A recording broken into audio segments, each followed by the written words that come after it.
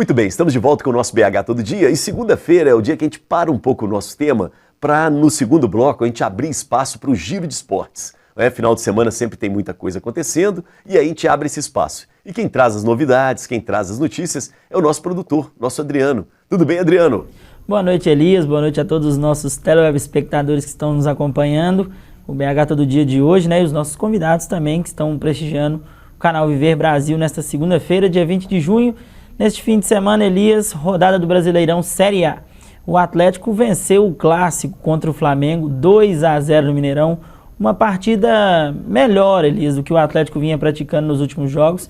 A gente vai ver os gols. No primeiro tempo, um jogo mais equilibrado. O Atlético saiu na frente, cruzamento para dentro da área, o desvio, o goleiro Diego fez uma boa defesa, mas no rebote o Nacho abriu o placar para o Atlético. O primeiro tempo, como eu disse, equilibrado, o Atlético conseguiu fazer o gol e no segundo tempo administrou toda a partida. O Flamengo não conseguia criar, várias chances, o Atlético não deixou o Flamengo criar, o Atlético criou muitas chances no jogo, podia ter finalizado melhor, mas aí a gente vai passando o gol, do primeiro gol do Nacho, Dia dos Pais ontem na Argentina, né? Então, bem lembrado. O Nacho presenteando os pais argentinos, ele que recentemente perdeu a avó, né? E tinha toda essa questão familiar, ele é um cara muito família.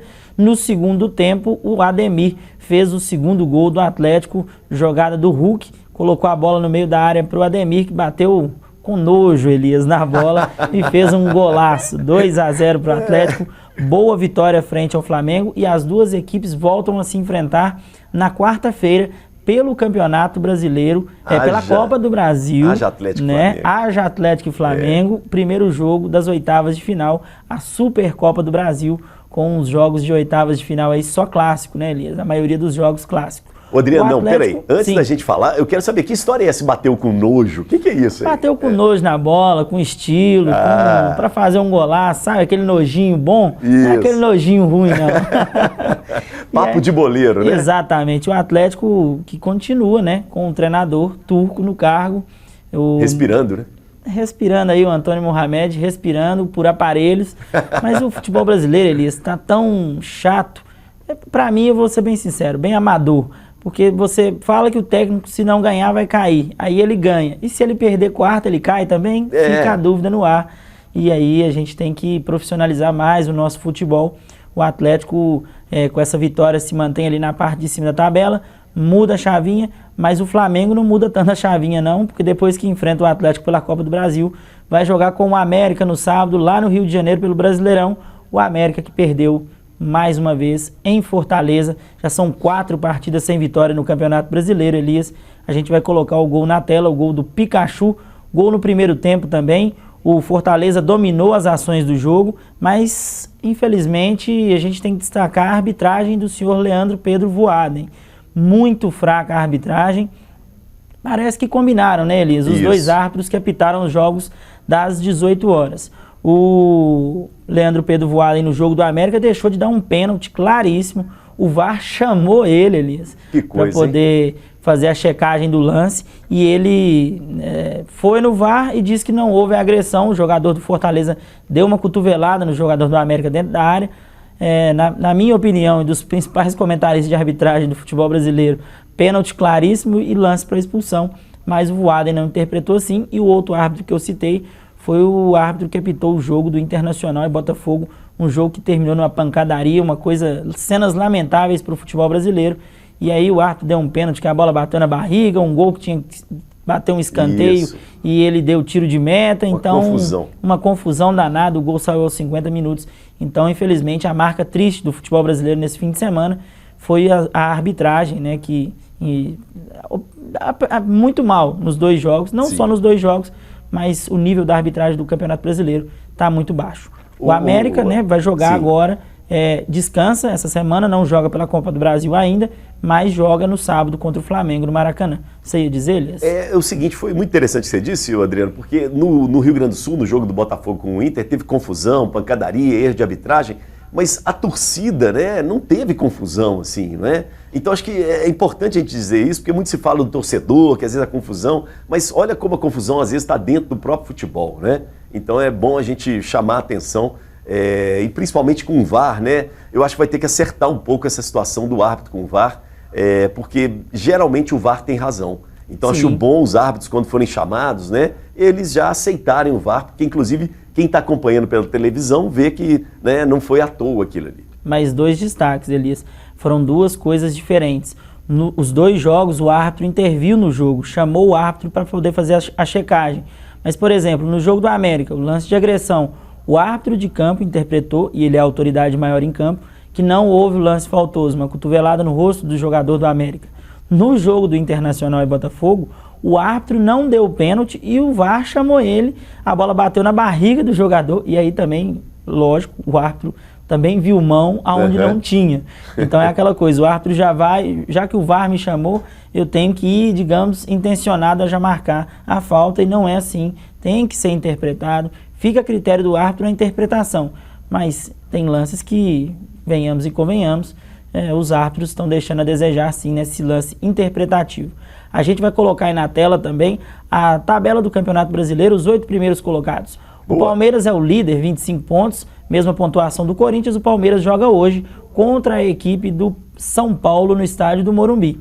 O Atlético Paranaense, o terceiro colocado com 21, o Galo também com 21, quarto colocado, Inter e Fluminense com a mesma pontuação, fechando a 6ª colocação. Botafogo e Santos, 18 pontos cada, 7º e 8º colocado. O América tem que acender uma luzinha amarela aí, está com 18 pontos na 16ª colocação, é a primeira colocação fora da zona de rebaixamento. Nós já estamos na 13ª rodada do Campeonato Brasileiro.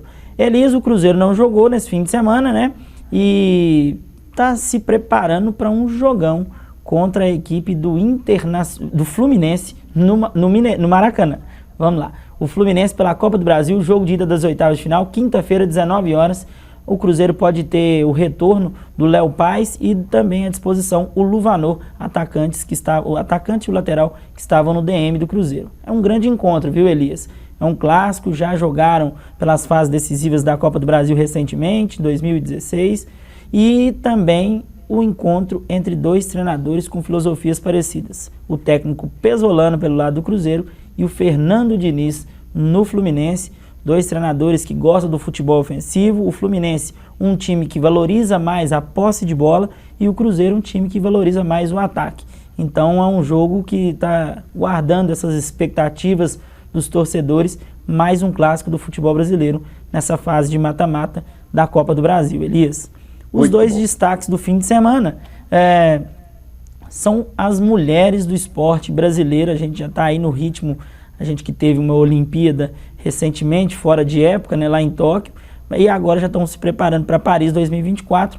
A gente teve como destaque o vôlei de praia feminino nesse fim de semana. As meninas venceram, Duda e a Ana Patrícia venceram por 2-0 a equipe canadense no Mundial em Roma, e o Brasil conquistou o título, Elias, voltando ao nosso tradicional lugar do vôlei de praia, que é o topo. Desde 2015 a gente não conseguia conquistar um campeonato mundial. A gente conquistou a medalha olímpica no Rio de Janeiro e deixou a desejar em Tóquio, e aí as meninas venceram lá em Roma, elas que conquistaram esse campeonato também quando eram jogadoras do Sub-21, levando o nome do Brasil ao lugar mais alto do topo ali do pódio. Grande vitória em Roma. E o outro destaque é a Maria Esther Bueno. Ela é o grande nome do tênis feminino brasileiro, e ela pode ser ultrapassada, Elias, pela Bia Haddad, que foi campeã nesse fim de semana do WTA 250 de Birmingham, na Inglaterra. Ela venceu o campeonato, né, e chegou à 29ª colocação. Mesma colocação que a Maria Esther Bueno conquistou em 1976, Elias. Então, a gente está vendo a história sendo reescrita. Ela pode se tornar a jogadora brasileira, a maior jogadora brasileira de tênis, mais bem colocada nos rankings do mundo. A Bia Haddad passou por alguns problemas em 2019 e 2020. Ela enfrentou a questão do doping. Sim. Ela comprou uma medicação, né, vitaminas em uma farmácia, só que quando eles foram manipular, teve uma contaminação cruzada. A gente, para quem não sabe, a contaminação cruzada ela pode acontecer no ar, com uma luva que a pessoa utiliza, e aí a jogadora foi penalizada, ficou fora da disputa por 2 temporadas, veio a pandemia, aí ela teve que ficar fazendo treinamentos até poder voltar, e quando voltou com um título muito importante, já que o Wimbledon está pertinho, começa no final desse mês de junho e ela pode fazer história subindo uma posição que ela subia, Elias, ela ultrapassa nada mais, nada menos que Maria Esther Bueno, o grande nome do tênis feminino brasileiro. Sim, verdade. São estes os destaques deste fim de semana, Elias. Muito bom. Grandes destaques, né? Grande quadro hoje do Giro do Esporte. Agradeço a todos e até a próxima. Valeu demais. Grande abraço para você, viu, Adriano? Valeu, obrigado. Muito bom mesmo. Temos vários jogos quentes aí, não é? Para essa semana, principalmente pensando em termos de Copa do Brasil. E agora voltamos com o BH Todo Dia com o Buritis. E aí eu vou procurar aqui o nosso professor Eduardo para você falar um pouco do UniBH dentro do Buritis, né? Como é que é isso aí? Que cidade universitária é essa dentro desse bairro que é uma cidade? Então, bom, o UniBH ele tem ali mais de 50 mil metros quadrados, assim. Então é uma... E aí, de novo, naquela brincadeira, né, do número de habitantes, né? Se a gente considera a quantidade de alunos, de professores, colaboradores, a gente tem aí quase 10 mil pessoas. E aí a gente sempre faz essa brincadeira. Então assim, você né? é um prefeito. Exatamente. Quando eu falei isso, as pessoas então você é o prefeito dessa cidade, né? Fora os visitantes, né? Isso, fora os projetos visitantes. de extensão. Exato. Que as pessoas vão lá e participam. Né? Exatamente. Então a gente faz essa brincadeira.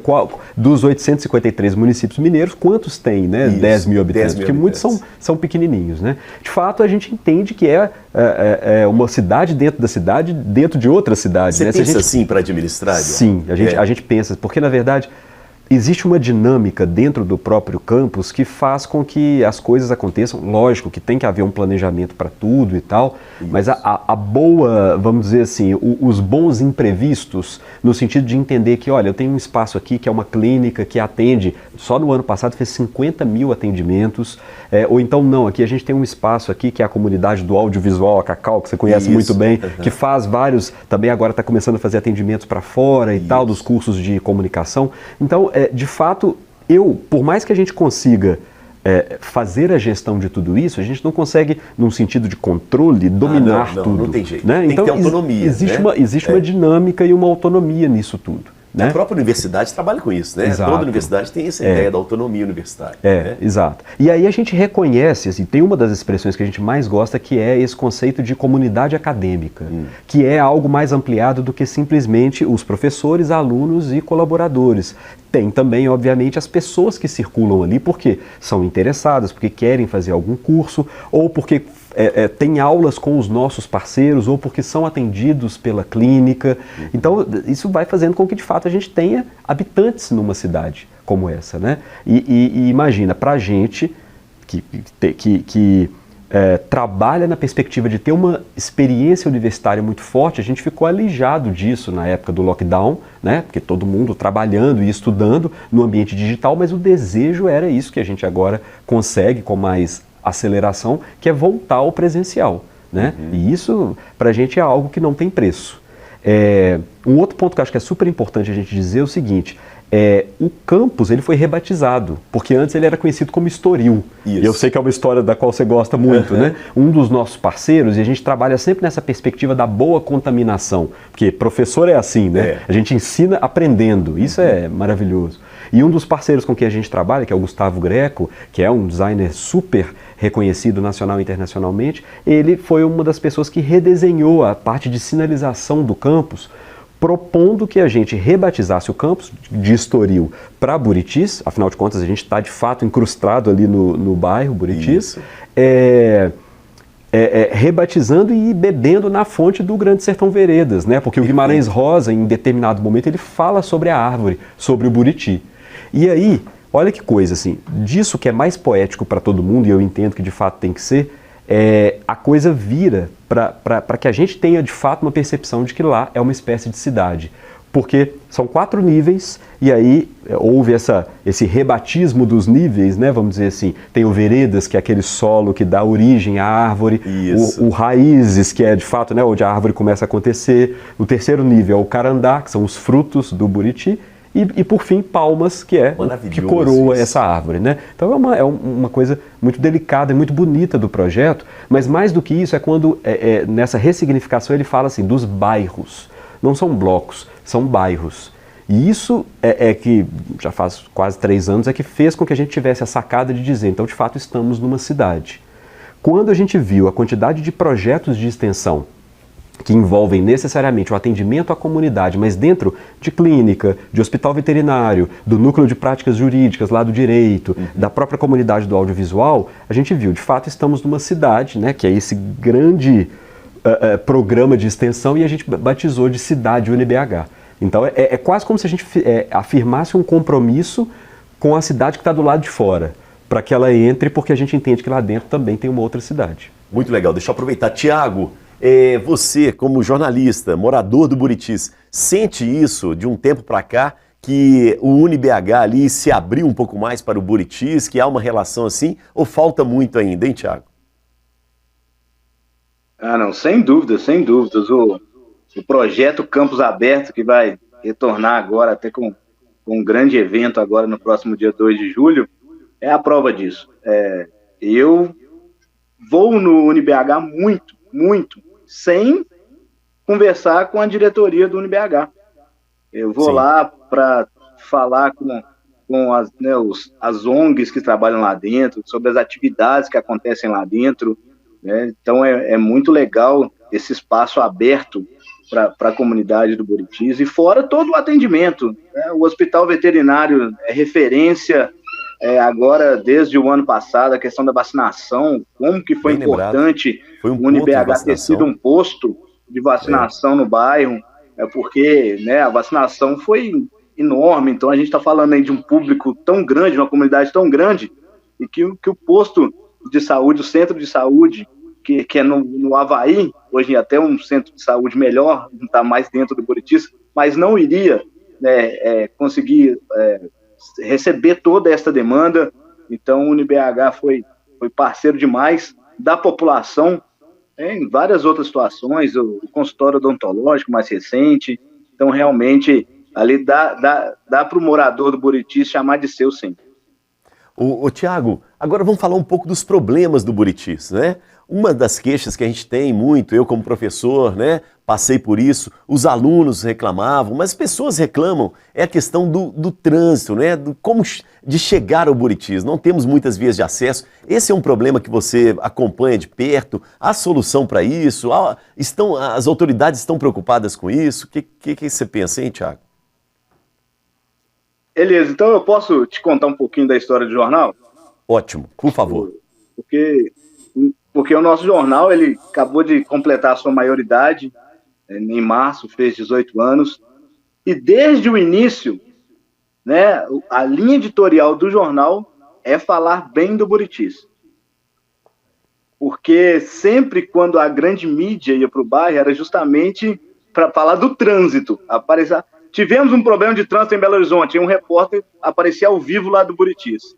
Isso. É claro que é difícil a gente, né, pensar como resolver o problema do trânsito do Buritis, já que é um bairro com uma população tão grande e que a grande maioria possui veículo. Então, né, vai derrubar prédios para abrir ruas? Não tem como. Então, cabe às autoridades do nosso trânsito resolverem, ou pelo menos amenizarem o problema. Acredito que todos podem ter ideias. A Associação do Bairro Buritis lançou a ideia do Anel do Buritis, né, mostrar algumas soluções simples, até de sinalização, que poderiam amenizar um pouco o problema. Então, acho que as nossas autoridades têm que ficar atentas a essas questões. O trânsito do Buritis ficar perfeito, eu acredito que é utopia. Torcer para que isso aconteça, mas é difícil. Mas falta um pouco, né, de olhar a situação, olhar com mais carinho, o que pode ser melhorado, escutar quem está lá todo dia. Acredito que esse pode ser o início. E quando eu falei um pouco do jornal que veio para falar notícias boas do bairro, é que a gente tem muita coisa boa para falar de lá.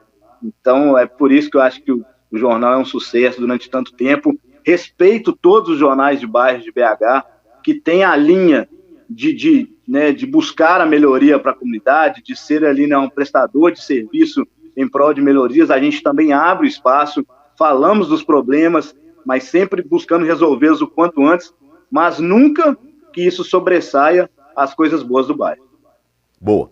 Eduardo, vou te pedir uma ajuda, né? Como arquiteto urbanista, tem saída? Porque ali não é um problema do Buritis, é um problema de acesso ao Buritis, né? Na verdade é o seguinte, o Buritis, ele de uns tempos para cá, ele até melhorou. Porque eu lembro que há coisa de 10, 11 anos, quando eu comecei a dar aula lá no UniBH, a gente tinha quase como se fosse uma única via de entrada e saída ali pela Mário Werneck, né? Depois a conexão ali com a Raja. Hoje você tem outras vias de escoamento, como aquela que conecta com o anel rodoviário, ali para indo pelo bairro Betânia. Até uma via que hoje é muito utilizada também é aquela que vai no sentido ali no sentido da Barão Homem de Melo. Então isso acabou escoando um pouco. Agora, o que o Thiago fala é verdade, né? Ao longo dos últimos anos, houve um incentivo muito grande à aquisição de carros, né? Isso é uma coisa cultural do Brasil. Precisa de ser feito, obviamente, um plano que considere outros modais de transporte, especialmente num bairro que não é lá um senhor como o Buritis, é um bairro jovem, né? Aliás, ou seja, dá tempo ainda. Dá tempo, com certeza dá tempo. Eu aproveito, inclusive, para falar de um outro projeto que a gente está lançando, que é um Conselho de Desenvolvimento do Bairro. Belo Horizonte tem um conselho de desenvolvimento que é encampado por organizações do terceiro setor, mas tem alguns políticos, tem, né, gente de outras articulações, e a gente, inspirado nisso, o próprio UniBH sugeriu a criação de um conselho de desenvolvimento do bairro, que necessariamente já começou as primeiras reuniões, mas conta com polícia civil, polícia militar, a própria associação do bairro, as principais lideranças, justamente para começar a discutir esses problemas. E até num respeito à municipalidade, a gente chegou a fazer uma reunião com o gerente da Regional Oeste, e eu não vou esquecer disso, quando eu acabei de falar, ele falou assim, olha, vocês estão fazendo o que de alguma maneira a prefeitura poderia encampar, mas é porque a gente fica envolvido com tantos problemas de ordem de execução, e a gente também entende, né? Isso, é morador que liga para falar sobre calçada. Muitos problemas, aí tem que eleger os problemas mais graves, né? E o Buritis, de certa forma, é até mais tranquilo, Isso, né? Então, assim, a gente entende, é por isso que eu falei desse conceito de comunidade acadêmica, né? Que é algo ampliado. Então a gente, vivendo o bairro a todo momento, e aí assim, articulando com representantes de serviço, de comércio, a gente montou esse conselho justamente para discutir e para levar soluções.